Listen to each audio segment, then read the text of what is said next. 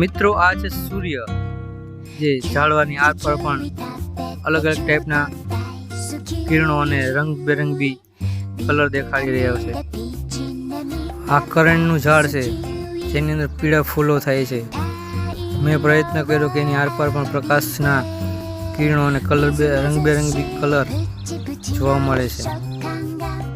ખાસ તો આ કુદરતી વૃક્ષો, કુદરતી કલા, વૃક્ષોની કલરફુલ ગ્રીનનેસ, લીલોતરી જોઈને મન પ્રફુલ્લિત થઈ જાય છે.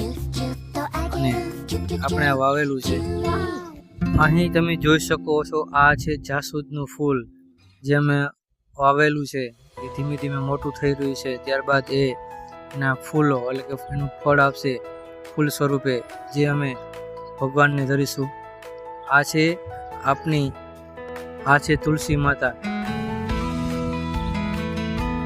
અને આ છે આપણું બીલીપત્ર ઝાડ વૃક્ષ, જે સૂર્યના પ્રકાશમાં ખૂબ સરસ મજાનું વધી રહ્યું છે.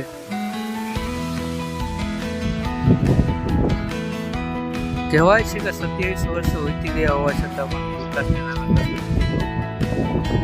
રોડ રસ્તાની રજૂઆત કરી છે, પરંતુ ગ્રામ્ય વિસ્તારમાં રહી છે એવો અહેસાસ થઈ રહ્યો છે.